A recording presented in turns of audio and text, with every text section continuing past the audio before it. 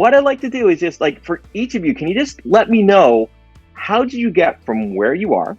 So if you could let our listening and viewing audience know exactly what you do for a living other than this entrepreneurial route, and then how did it come to developing an app about poop? I'll let you go first, Tara. Awesome. Thanks for having us, Dr. T. It's so exciting to meet you and someone that's local. I live in Hunterdon County, New Jersey.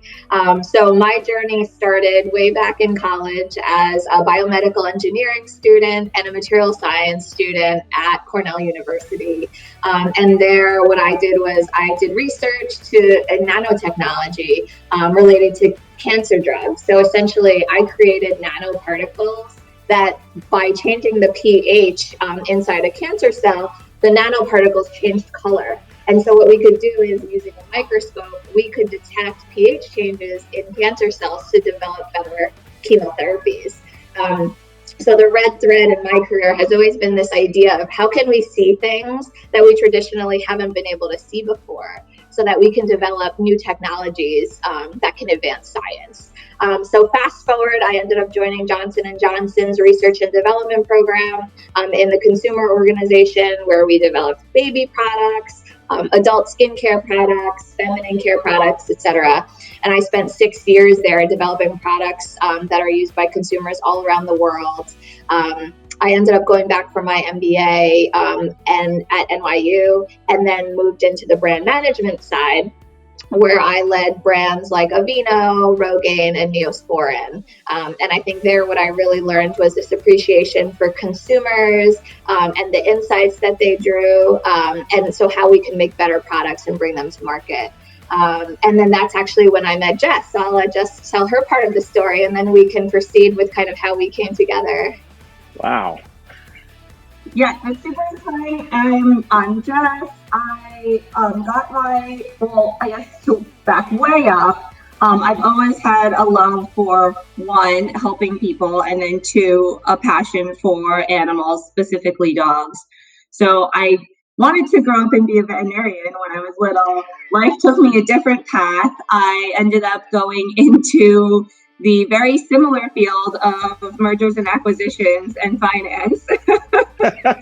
And so was in management consulting for several years before I had the realization that when I thought about my career, I wanted to be in a career where I had more ownership and got to work on the same projects, the same problems every day. And so that led me to Johnson & Johnson, which is where I met Tara after completing my MBA at NYU.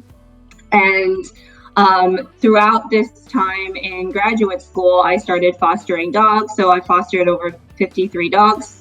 I'm very involved within the rescue community. That's kind of how I continue to red thread giving back. So I'm familiar with shelter medicine, parvo, kennel cough, GI parasites, as you mentioned, a lot of the things that come across, especially since many of the rescues that I support pull from like Texas, the South, where those things are more prevalent. So what would you guys say to young Asian girls out there who really don't know what they're going to do in life, right? You know, we've got these teenagers out there. They're looking at this world right now of it's a COVID world. It's, in general, I think a lot of youngsters don't really see a future. They don't really know what they want to do. And then I see what you guys have done. You guys have gone from different fields, coming around to running your own business. What sort of advice would you give a young Asian boy or girl out there who's just, struggling with what to do in life? Jess, you want to go first?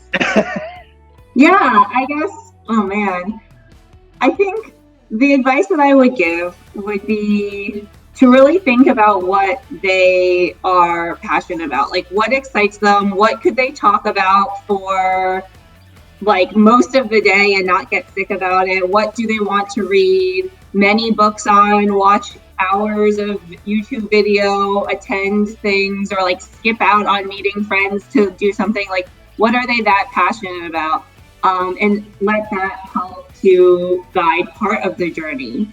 And then I would say, at least in my perspective, the other part of the journey is just being open and not so risk adverse.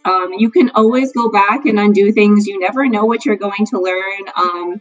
I have a pretty high risk tolerance, but it's never served me wrong. I mean, like, not like out there with safety or being precautious, I think, but when it comes to your career and figuring out what you want to do in life, you never know what you're going to learn or who you're going to meet.